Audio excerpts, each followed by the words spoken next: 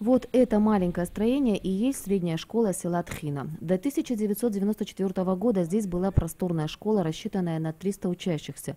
Но произошел пожар, и здание полностью сгорело. При помощи международных гуманитарных организаций здесь было построено новое помещение. Сегодня в школе обучаются около 85 детей. Несмотря на существующие проблемы, а именно протекающую крышу, прогнившие полы, отсутствие элементарных условий и отопления, учебный процесс в ней не прекращается.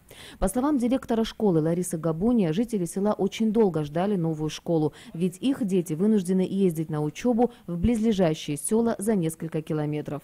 Уже собираются возвращаться те, которые в интернат определились, и в другие, в ЧЛО и так далее, школы.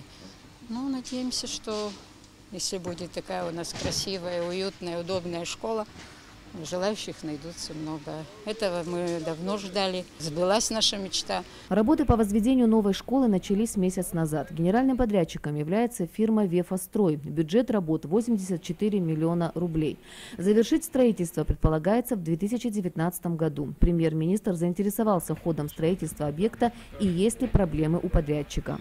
По срокам все идет нормально? Все, да, все нормально, проблем никаких. Аванс у нас первая часть поступила, да, проблем никаких нет. На данный момент на начальной стадии у нас работает 6-7 человек. Дальше уже, когда мы начнем, уже объемы у нас, да, уже у нас до 20 минимум, я думаю, у нас человек будет. И все местные, начиная от техники, у нас техника, соответственно, местная, рабочие все местные.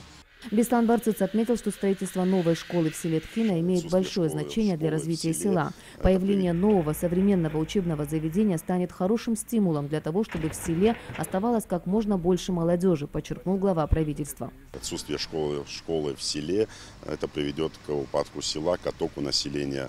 Та ситуация, в которой сейчас обучались дети, она не совсем, она далека от необходимых условий. Тем не менее, до порядка 70 детей сегодня обучаются в этой школе. Но с введением в эксплуатацию современной школы, отвечающей всем современным реалиям, есть уверенность, что дети вернутся в эту школу. И наше главное условие – соблюдение качества работ и срока выполнения этих работ. Затем Беслан Барцыц ознакомился с ходом строительных работ нового детского сада в Ачамчире. Сметная стоимость проекта составляет 120 миллионов рублей.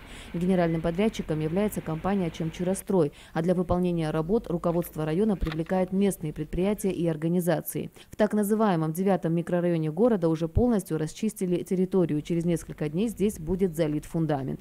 На данном этапе уже на днях, день-два, начинаем, вязку арматуры и установку опалубки. Будем заливать уже фундамент. На сегодняшний день в городе функционирует всего один детский сад. По словам заведующего отделом образования Ачамчирского района Феликса Джинджия, в этом году из-за нехватки мест более 80 детишек не смогли принять в дошкольное учреждение. Теперь появилась надежда, что к концу 2019 года эта проблема будет частично решена. Новый детский сад сможет принять более 120 детей. Как отметил заместитель руководителя администрации президента Атгур Лушба, работы по всем объектам российской инвестпрограммы должны быть завершены в срок, и финансирование, которое предусмотрено программой на текущий год, должно быть полностью освоено. Наша инспекционная поездка показывает о том, что работы ведутся в соответствии с проектно-сметной документацией, задержек и проблем у строителей нет. Финансирование открыто, часть объектов, в частности этот объект, переходящий на последующие годы, но то, что предусмотрено программой освоению на текущий год, обязательно будет, конечно, освоено. Это взято на особый контроль со стороны премьер-министра, со стороны президента, потому что есть и обязательства перед российской стороной о том, что мы будем системно, ритмично осваивать те денежные средства, которые выделены на эти цели. Премьер-министр Беслан Барцыц также побывал на месте утилизации хлора, которая проводится в эти дни в Ачамчирском районе сотрудниками МЧС республики. Министр по чрезвычайным ситуациям Абхазии Лев Квицени ознакомил Беслана Барцыц с процессом утилизации и отметил, что переработанный хлор не представляет никакой опасности для населения. Ирина Аршба, Алексей Гухава, Абхазское телевидение.